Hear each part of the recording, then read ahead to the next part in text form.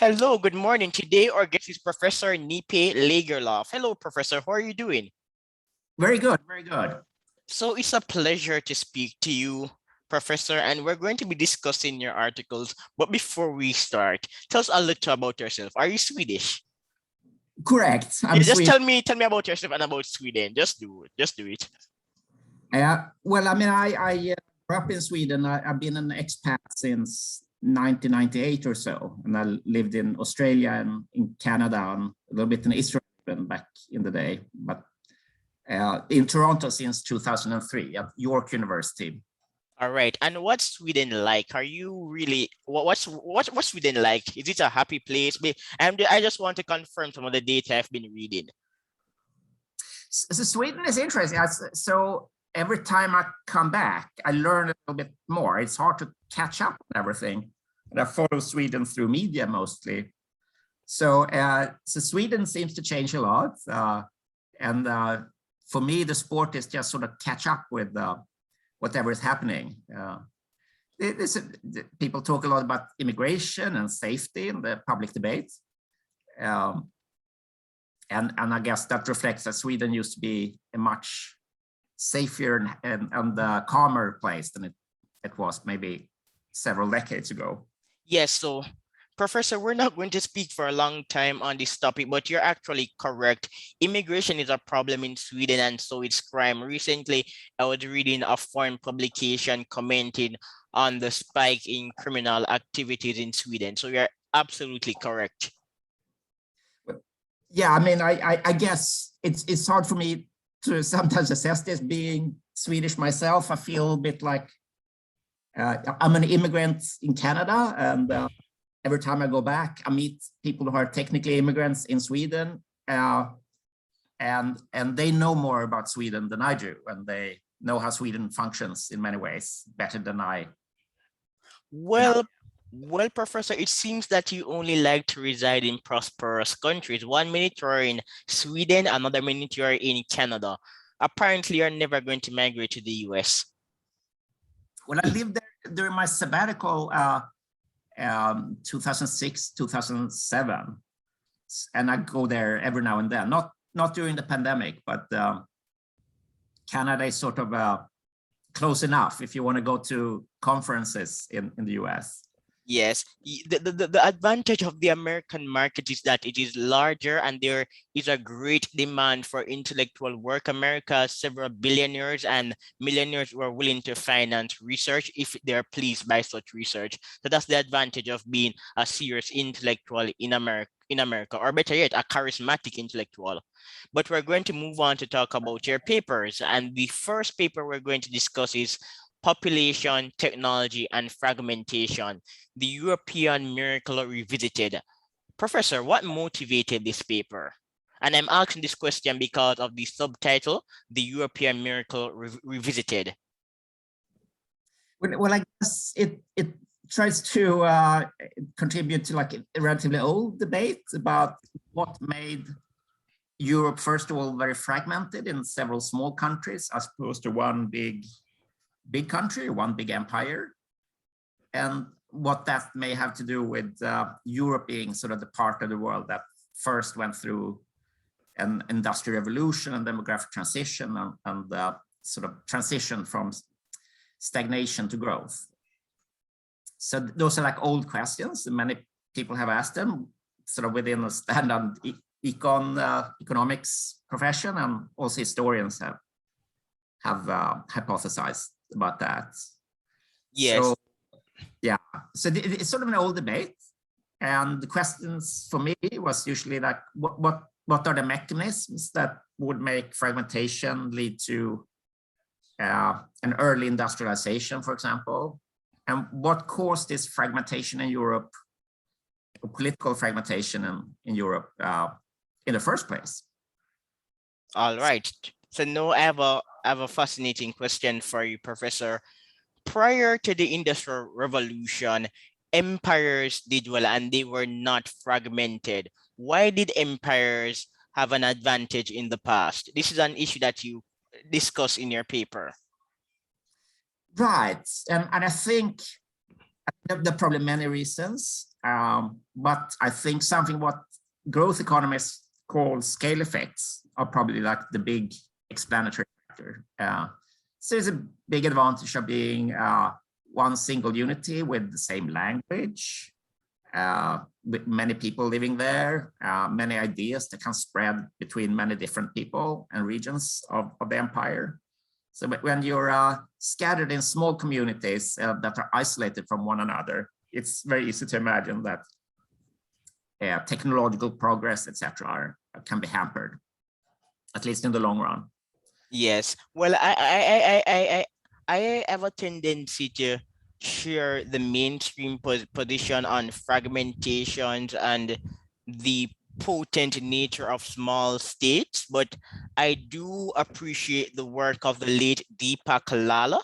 Deepak Lala argues that empires can pacify societies, and usually from a cost-benefit analysis position, colonized countries or countries that are now under the tutelage of an empire, they tend to improve because empires transplant knowledge capital. In other words, to become an empire, it means that you are already rich. So you're in a better position to promote knowledge and institutional transfer. No, I'm not in favor of empire building because it is costly and can become quite malicious. But I do appreciate the research of Deepak Lal. Empires can transmit literacy and new technologies to people who are not exposed to modernization. Yeah, but I think that so often when I think about these things, I have a very like deep, like pre-industrial starting point, and for most of human history, no one could read. So the effect of, say, China expanding in size probably had very little effect on literacy rates in the regions they expanded to, like the south or north or wherever. And I think that was same was true in Europe. Few people could read or write. I think this like before the Industrial Revolution, there were like more basal effects having to do with interstate competition and urbanization. Many of the bigger empires, they promoted new cities like the Vikings. Yeah, the Vikings might not be the best example of an empire, but certainly if you have a big country and people can migrate freely within the country, I think that would probably be conducive to city growth. Yeah. Like Professor, the new research is being produced on the work of Genghis Khan. Jack Weatherford has a book, and there's a new book out by another academic. Genghis Khan is a controversial figure in history, but there seemed to be a movement to paint the Mongolian Empire as a promoter of modernity in some areas. So, for example, trade and religion. I have my own views, and if you are familiar with the data, I assume that you have your own views, but it's just interesting just to watch the rebranding of Genghis Khan. I mean, so I think that now there is a literature arguing that at least the Mongolian invasions of China, for example, was contributed to the strong state unification of China, that they insisted on building a wall, for example, and trying to protect their empire. Of course, there were some invasions of Europe as well, both from Vikings and Mongols later on. But much of Western Europe were never reached. So Genghis Khan never reached, say, the UK or France. No. Hungary might have been one place where that was after the Huns, but yes. But one should be careful. So one can easily attribute big benefits to particular empires, etc. But at the macro level, much of that could be a little bit random. Someone who spreads to a new region certainly brings knowledge there, but might also destroy some existing knowledge or state structure, state infrastructure, etc. The Vikings probably spread a lot of words to the British Isles, but they probably brought a lot of destructions too. It wasn't much of an empire building in their case, I guess. It was more reflective of colonization, but I just find the new revisionist literature on empire building to be interesting. I don't agree with all the findings. So for example, some of the newer sources on Genghis Khan contradict earlier studies arguing that on average the Khan Empire was a disaster for Persia, for example. But I like the debate and I plan to interview some of these academics, but I'm fascinated by empire. Even the Swedish empire, many people don't know this, but Sweden once had an empire. Indeed. So yeah, Sweden blossomed around the 1600s and fought wars on the European continent. Denmark, an even smaller country today, had overseas colonies and was a sizable power, at least in Northern Europe. So the more interesting is like I think even big countries in Europe never dominated every other region of the continent. So even when France was at its strongest, it never completely dominated every other country. And likewise with Britain or Germany or even the Roman Empire didn't fully control the whole of Europe. So Europe is like, despite there being empires in Europe, they were not quite as dominant as empires were elsewhere in pre-industrial times, I would argue. And sometimes they were not even empires at all. So Holy Roman empires, sometimes the word used to describe something that wasn't an empire in any reasonable sense of the word, I think. So European empires, in particular Sweden's, was perhaps not trying very hard to live up to the word empire, but maybe not successfully. Yes, I have a piece on the Swedish Empire for a foreign publication, but Professor, we could spend the entire conversation talking about empires. Or should I ask, are you interested in empires or is it just me? I think, so if you want to understand human history, we should try to understand the size of state formation. Okay. I think it's important for many reasons. It's like everything we think of the world today, this political structure, is the result of historical paths that led regions of the world to be more unified politically and linguistically and ethnically than others. And a lot of that has to do with what we think of as formation of empires or smaller states, a statehood in general. Yes. And there are democracy and much else. Yeah. So Professor, we're going to get back to your paper, but in the latter part of the conversation, I am going to ask you a small question on your research on monogamy, and I'm going to also ask you for a favor. But back to your paper on the European miracle. In your paper, you talk about some of the mechanisms that we can rely on to explain variations in income growth and the reversal that occurred between pre-industrial Europe and China. So please kindly comment on some of these mechanisms. You touched on them earlier, but we weren't specific because we went off on a tangent to talk about empires, but you can now talk about the paper. Yeah, no, so yeah, I probably digressed myself. So I guess there's an advantage of being an empire. There's this scale effect. It helps being big. It allows ideas to flow between many people. But there's also an advantage, if you call it that, of being fragmented. So Europe, being a fragmented region, had some advantages in terms of some features that promoted technological progress, in particular state competition, right? So the way Europe eventually came to overtake China in technological development had a lot to do with state competition. So the typical example of that of gunpowder that was initially invented in China, used mostly for fireworks and entertaining displays, but for warfare, it evolved mostly in Europe, arguably. And And the same for many other technologies, and state building in particular, the ability to tax a population to fund war evolved more strongly in Europe. So there's a lot of there's a lot to say about pros and cons, or benefits and disadvantages of being big. And one of the disadvantages is that you lose this competition effect. Now, remember, the competition effect had destructive consequences too. So when wars between states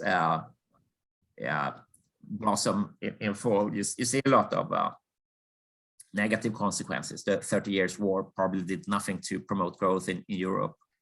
But in the long run, as long as states survive, and the European continent was never like fully unified, you always have that incentive on part of the ruling classes to try to reform and do things that promote technological progress and knowledge, and not fall behind your competitors. There are many examples of this in more recent times. So Agion and Thorsten Persson and others have written about the loss for France against Prussia in the Franco-Prussian War, 1870-71, I think, after which many school reforms were introduced.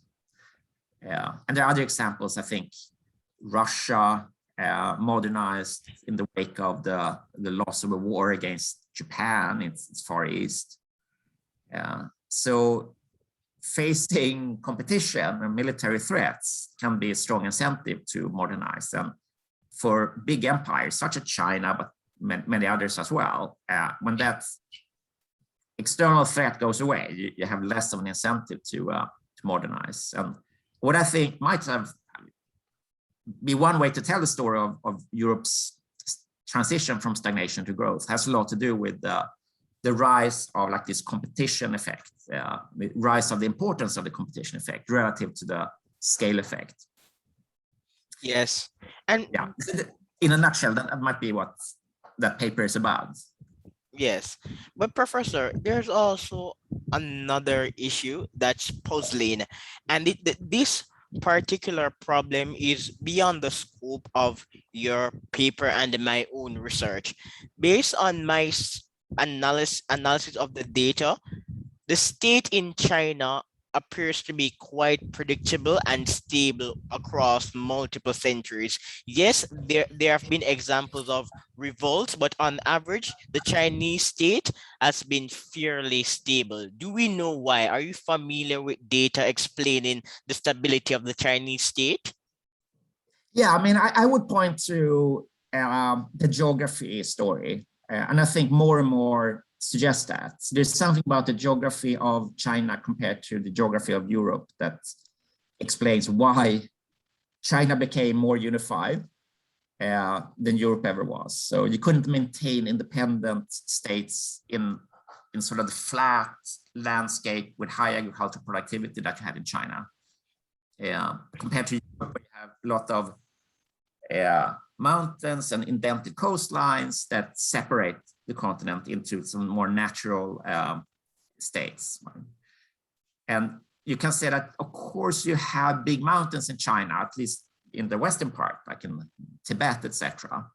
But the regions of China settled and unified earliest in the process were arguably the more low-lying areas close to the coast and by the big rivers.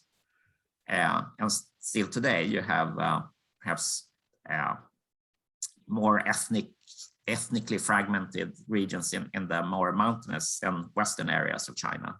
So I think fragmentation, state-wise or linguistically or ethnically, have a lot to do with geography fundamentally. And there's new work by others than me and my co-authors, for example, by Jesus Villaverde and Mark Koyama. Yeah, Mark Koyama. I interviewed Mark Koyama already. Well, there you go. Yes, I like to keep up with the literature. That's why you're on the show. Yeah, but back to the point of fragmentation, and the purpose of rehashing this point is to explain it a little clearer for our audience. Fragmentation is a positive because one, you said that wars can be destructive, and you're right.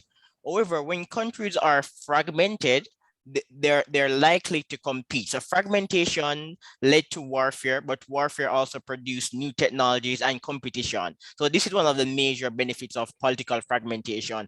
When countries are not under one unified authority, it can facilitate the free flow of ideas.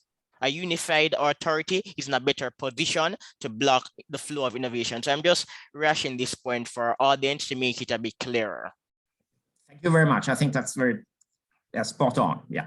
Yes. So there's one person I'm trying to get him, Joel Moker. He argues that other regions, they were fragmented, but the advantage in Europe, it was the transnational community of ideas.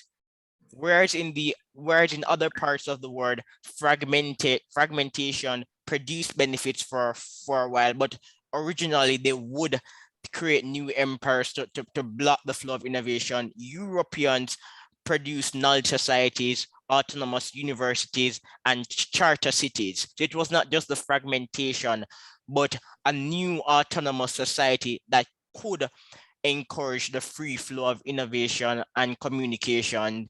And not only this, but people in Hungary could learn from those in England. So Europe developed a transnational community of ideas that was facilitated by fragmentation. What? Yep. No, but I think Joel Mooker is a superstar in I mean, I think it's much of his work goes back to argue that like the spread of ideas in Europe were not as hindered by this fragmentation as one might have thought.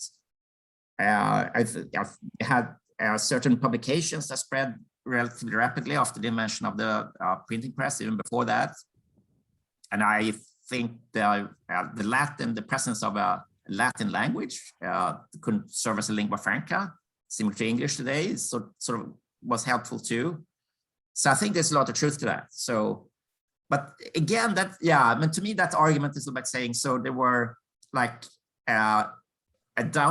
so being fragmented hindered some of the communication, but not as much as it would have absent these factors like the Latin language and the ability to communicate ideas.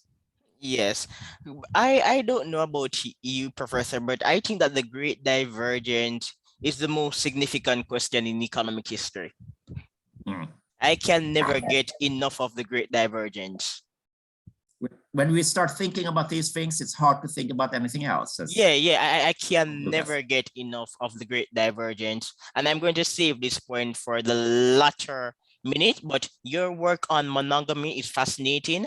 And I think that in the next 20 to 30 years, we're going to be experiencing a flood of literature on the nexus between monogamy and the rise of the West. Yeah, potentially. I mean, that is a super old topic, and people wrote about it decades ago. Maybe we want to talk about it more in the future as well. Yes, because Joseph Henrich wrote a new book, so he has revisited the issue of monogamy. So now it's relevant to talk. More people are talking about monogamy because of Henrich's book, because of his book. So yeah, he has brought it to the forefront again. But you also wrote, remember, this is for the latter half of the conversation. You also have a piece titled Statehood, Democracy, and Pre-Industrial Development. Again, Professor, this is another topic that is just so compelling. Paper after paper is being produced on the relationship between state history and contemporary development. Briefly comment on your paper. So that paper is, yes, so it's sort of an attempt to link together patterns we see across the world in terms of like development outcomes, democracy, and state antiquity, like how long time you have centralized states in present in different parts of the world. So basically, I start off with this stylized fact that having a very, very old state is sort of bad. Having like very, very young statehood, so you didn't have any statehood at all until the last 50 years or so, that's also bad. But if you had some intermediate level of state antiquity, as a statehood not too old and not too young, that's when you sort of maximize prosperity as measured by GDP per capita today. So the way I think about that is something like, so human societies have transited from like a no state structure, similar to what hunter-gatherers would live in back in the day, also horticultural societies to a large extent, into some sort of early statehood for farmers and plow-based farmers.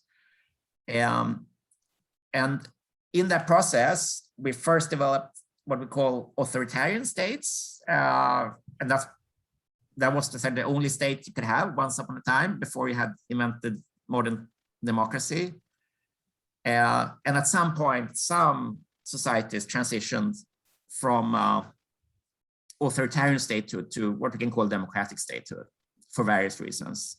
And it turns out that the ones that transitioned from like authoritarian state to democratic statehood were the ones that had relatively recently made a transition from non-statehood to like authoritarian statehood. So that was Western Europe by and large. Meanwhile, those who had statehood for a very, very long period of time, around say 1500 or so, when democracy became a concept, or sometime after that, I guess, they were less likely to transit to democratic statehood. And then I set up a model trying to replicate this, and I simulated and tried to make it match sort of the patterns seen in the data.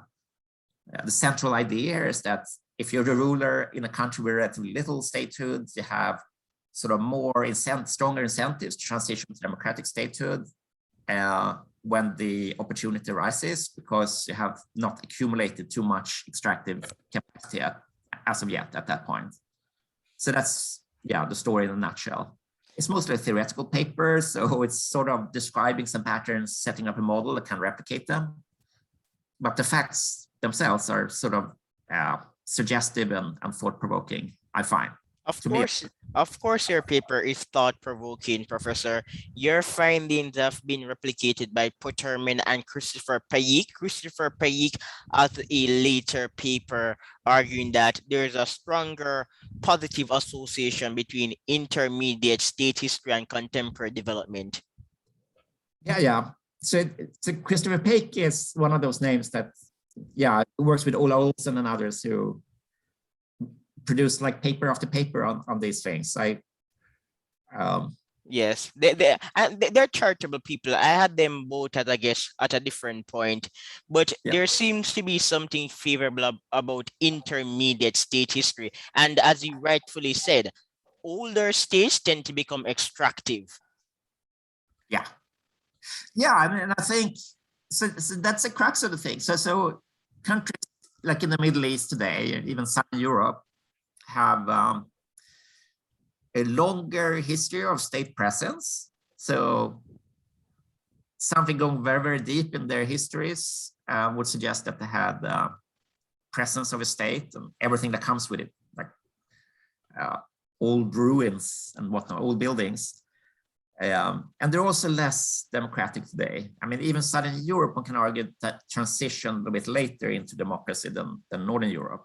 They have like military juntas in Greece, etc. Yes. Yeah. It's all about knowledge and institutional transfer. Intermediate states are less extractive, therefore they're better positioned to promote institutions and quality knowledge. Whereas the older states, after a while, the older state will become ossified and corrupt. So it's less situated to induce mass-based flourishing. Yeah, No, but I think broadly that's how I would sort of describe with broad strokes, I would describe human history and state history. Yes. Yeah, and it's interesting because, so for example, to the average person, and to even some academics, the Middle Eastern countries have had a longer history of state duration, yet many of them today are poor. And this is why I like this type of research, because it is able to answer questions that ordinary people are always asking. Egypt is an old state. Why is Egypt poor? And people like yourself have done a good job at answering these questions. Hence, I created this show to simplify complicated research so ordinary people can have better discussions. Because there's a demand for the research that you're doing. You may not think that there's a demand, Professor, but there is a demand. Thank you so much. I hope editors pay attention to that. But yeah, I think it's worth it to remember that many of these ideas are relatively old. So they're like been generations thinking about them going back at least a few decades. Not always pointing to, say democracy or state formation, but correlates of these things. So Jared Diamond's Guns, Germs and Steel is one of those classics that came in late 90s. So I think people talked about this, even back in the day. At least, yes, they did, but now we have empirical research to confirm various assumptions. That's true. So in the past, it was just theoretical assumptions, not strong quantitative data. No, we actually have real data, and this is why I like the research. It's just like the research on state capacity. We're seeing many papers looking at the relationship between state capacity and income, and state capacity and technological development. And I said to someone that, in a sense, this is posing a challenge to the standard libertarian narrative, because the evidence is leaning to favor state capacity. But again, like the history on statehood, state capacity is also intermediate. So a limited state can have capacity as long as the state has the authority to execute its function. So the state capacity literature is not actually defending what some would call big government liberalism. It's intermediate again. I would fully agree with that. It's like rule of law, etc., to have security, property rights, that probably matters a lot. To have a super big government that knows everything about everyone and controls and regulates everything, all sectors of the economy, is probably not very good for economic growth. So intermediate, Yes, and because you mentioned the good, what was good for economic growth, Professor, you have also written pieces on gender equality and economic growth. Women are quite good for economic growth, Professor. Yeah, I mean, so exactly. So when women and female education is good for growth, it's like one of those giant issues among empirically oriented development economists. I know that some people around like these cross-country growth regressions, Barrow, etc., in the late 90s found like there was no effect on. Yes, I remember that study.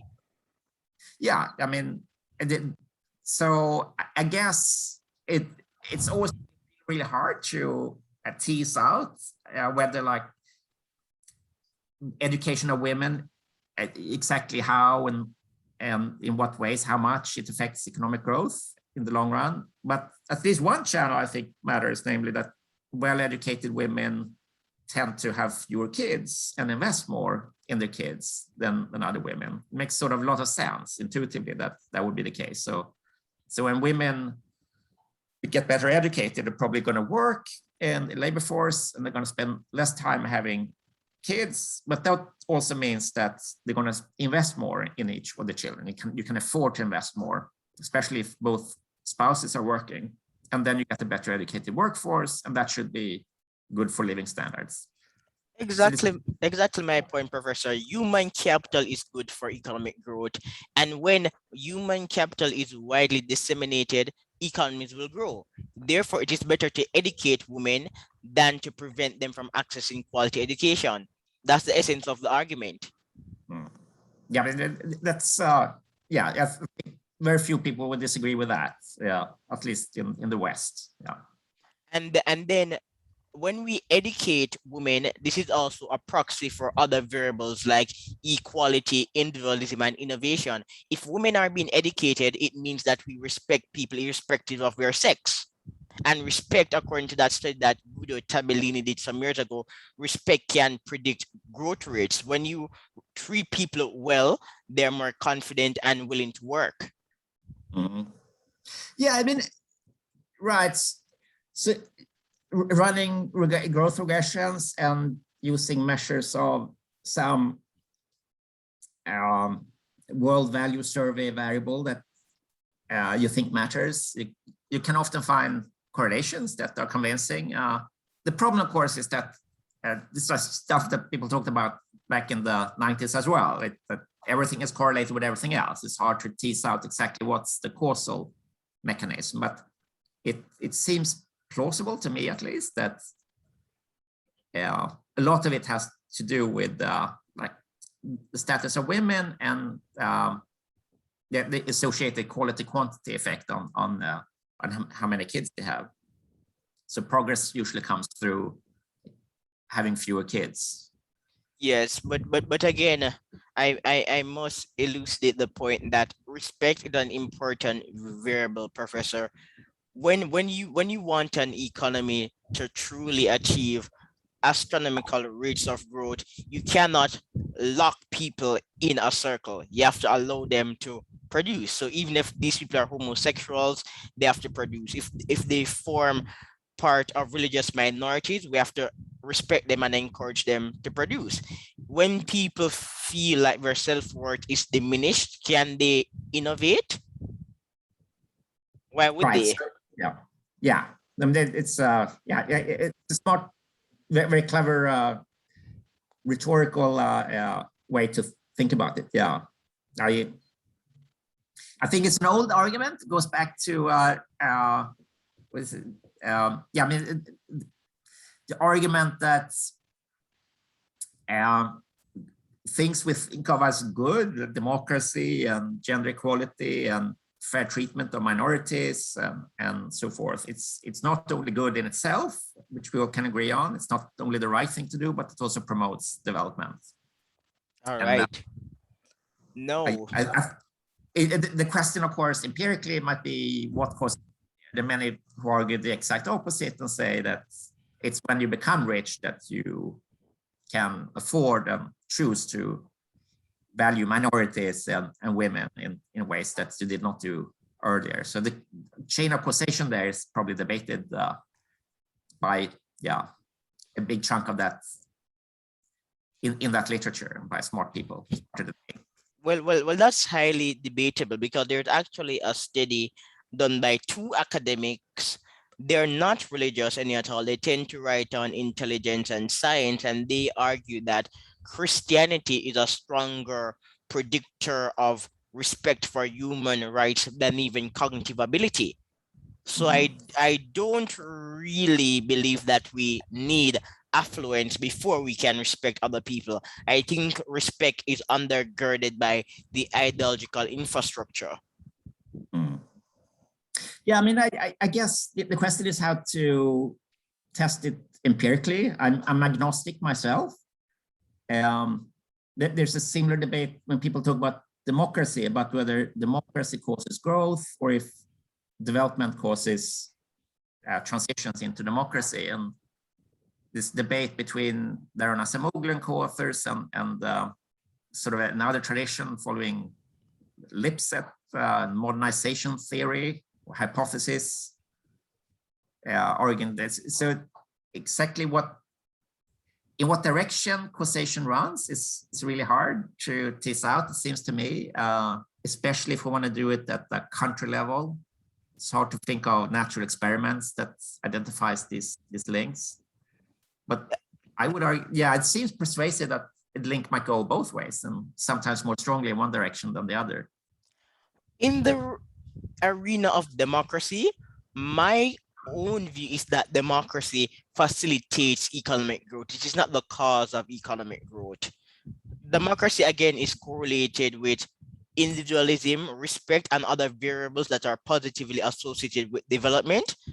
So democratic countries are in a position to facilitate economic growth, but you cannot have growth without democracy. So, let's hope you're right. In which case, a test case, if we watch this YouTube video in 20 years or so, would be take India, which is relatively democratic. We can hope it stays democratic, and it's relatively poor. And compared to China, which has been going gangbusters at rates even higher than India at points in time, and being increasingly authoritarian, at least according to most narratives that I've seen.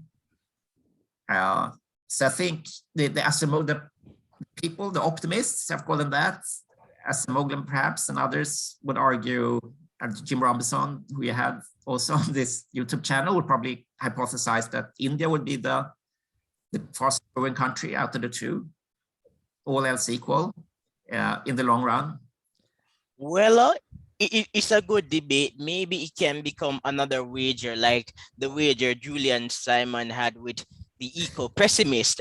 And I would love to be a part of this wager. I respect the research of James Robinson, but based on what I do know about India and certain economic trends, I'm betting on China. But I'm betting that in the future, growth in China will peter out. It's going to grow by 2% or 3%. It's not going to have 6% or 10% growth anymore. So it's going to so growth in China will peter out, and India will improve, but not by much. But these are just my predictions. But I'm betting on China. If you bet on China, that seems to suggest to me that you believe that dictatorship is good for growth. No. Like, I have my reasons for betting on China. I think the issue is that dictatorships usually are negative, but what's important, okay, let's not be simplistic. Singapore is often heralded as an example of a positive authoritarian country, but Lee Kuan Yew was one person. So it's highly unlikely that we're going to replicate the Singaporean models elsewhere. But there's a new study published by the Journal of Institutional Economics, and it looked at corruption and authoritarianism. And the conclusion is if a leader is committed to economic freedom, rights, and good governance, even if he has a personality of an autocrat, then the country will grow. But again, we're going to need more data to replicate these findings, and Singapore is an isolated example. Mm-hmm. Yeah, and of course, countries that are now authoritarian could become more democratic and vice versa. So there are transitions in and out of democracy that are hard to predict as well. But growth in China is really being driven by economics. So pro-market reforms and government policies that send the appropriate signal to the market. China is yet to mature like how we in the West would like it to mature. Actually, some brilliant people affiliated with the Harvard Business Review are basically saying we should allow China to mature at its own pace, and the values of average Chinese people are different from people like us in the West. And for the most part, I do agree with this assumption. But future will tell. So let's connect in 20 years. Yeah, but remember, I said when we're going to wrap up, we're going to talk about your work on monogamy. I think that the research on monogamy is really interesting. So, Professor, tell us, why should we care about monogamy? Yeah, okay, so this is, it's a relatively old paper of mine. It was published in 2010, I think. But it's highly cited. It's a highly cited paper. Yeah, it was a bit, and I hope it continues to be. It's my one of those things that interest me a lot over a period of years after reading a book by Robert Wright called The Moral Animal. Yeah. And it has been talked about a lot. I mean, people talked about it long before then. And the question is, why would humans practice monogamy in the first place? There's a lot to speak to what people call polygyny, not polygamy, but polygyny, meaning one powerful male taking several spouses rather than one-by-one matching, like every man matching up with one woman. Because we have a lot of inequality gaps in society. Even Western democracies have big gaps in wealth and income, and they seem to operate in mostly monogamous manners, at least when it comes to formal marriage. And the question is why? One easy answer is say that that's the law. So most, like the US and Canada and most European countries would not permit polygyny, like men taking several wives. But the question is, why is that type of law so widespread? Why do we have enforced monogamy? And there are existing arguments, prior to my paper even, by this guy Alexander, who Richard Alexander? Yeah. I should have done my homework before this, but I think he is usually cited as like the inventor of the idea of pacifying monogamy. Laura Betzig, I think, wrote a lot about. She's another interesting person. Yeah. So I'm not sometimes confused when in name dropping situations, because I'm not sure exactly who came up with the initial argument. I might have learned about it somewhere and then read it. Yeah, then I attribute the origin to wherever I read it first. That's not always the case, but I think the argument, basically whoever propels it or makes the argument, is that by imposing monogamy, you create less of a competition for young males on the marriage market. And that way you can pacify society as a whole. When you have fewer single bachelor males around, you're going to have a safer society. So even the rich people can gain from this in as far as they have an interest in a peaceful society. And that's basically the idea. And then formalizing it in a model and trying to argue that it makes sense logically, that it can be in the interest even of the rich elites. That's sort of the contribution of the paper. Yes, and I think that you have a brilliant abstract, so I'm just going to read the abstract for our listeners. This paper proposes a theory of institutionally imposed monogamy. In a society where many women are allocated to the elite, there are high returns for the non-elite men to rebel. Monogamy or constrained polygyny can pacify non-elite men and thus serve the elite's reproductive interests. The more unequal is the society, the stricter constraints the elite want to impose on themselves. This suggests how monogamy might have arisen in response to rising class cleavages. Example, in the wake of the introduction of agriculture. Another result is that if the elite can write a law that commits not only themselves, but also any group that would come to replace them in a rebellion, then polygyny will be more constrained than if they cannot. We speculate that the church in Europe may have facilitated the imposition of such binding constraints. Wow, this argument precedes that of Joseph Enrich. Okay. So